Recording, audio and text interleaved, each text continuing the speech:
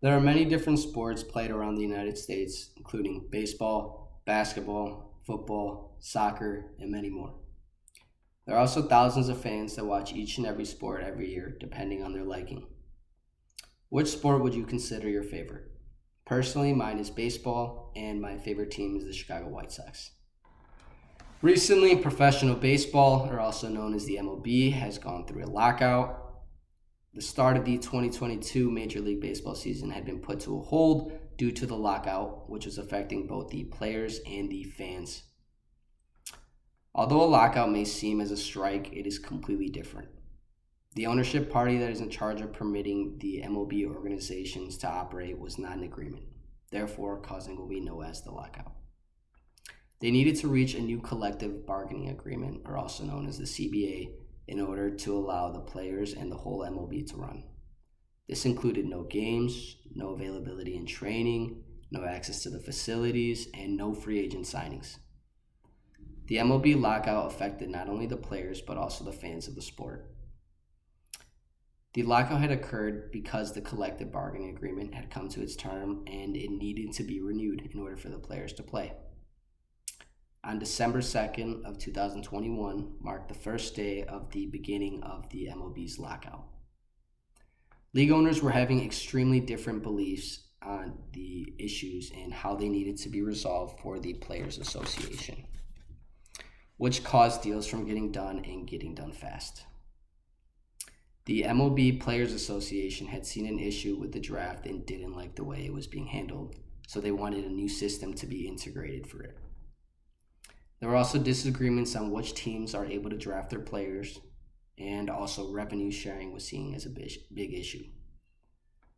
NBC Sports states that it is an agreement that protects some semblance of a level playing field among the clubs.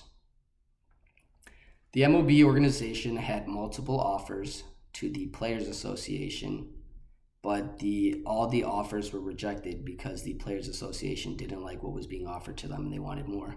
And they held out up until they got what they wanted. On March 10th of 2022, there was a new agreement that was set with a new labor deal and an international draft as well. This lasted about 3 to 4 months, the total lifespan of the lockout, and it affected spring training and opening weekend as well. Spring training was affected because the season was shortened of their preparation, so a lot of the players weren't prepared enough to go into the regular season because of the shortened time of the spring training, and it also affecting opening weekend because everybody's looking forward to opening weekend. A lot of ticket sales lost, not knowing when the season was going to start. The new agreement had included a couple new things. One of the new things being there was a new 1st to 6th pick draft, which is going to be a draft lottery. And the format of the postseason is now going to consist of 12 teams. The minimum salary of the MLB has also been changed, and it's going to be $700,000 now is the minimum salary. The lockout had affected the players because free agents were unable to sign with new teams, and they can't make any money if they're not playing for a new team and they're not practicing getting paid for what they do. This graph shows the payroll during the lockout.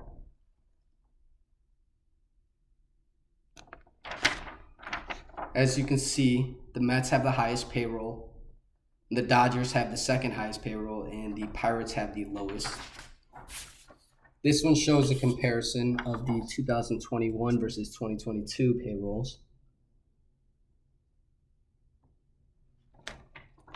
In this one, you can see now the Dodgers have the lowest payroll change, and the Mets had the highest gain in the payroll. Both of these graphs are from Fangraphs.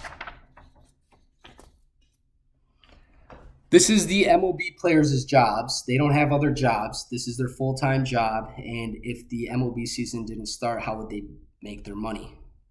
Some of the minor league systems benefited because they were allowed to play throughout this whole time, but some were also scared to lose their job because they were in talks of removing some of the minor league organizations.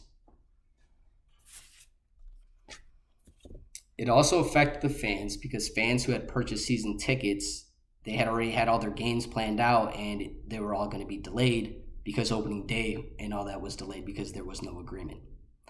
No one knew when the lockout was going to end.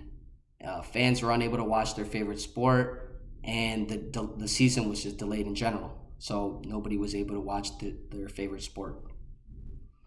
All in all, now that this long, stressful lockout is over, there is not much to worry about, except when the CBA agreement expires again. Do you think then there would have been a future MLB season if the owners do not come into an agreement? And what does the future hold for the MLB?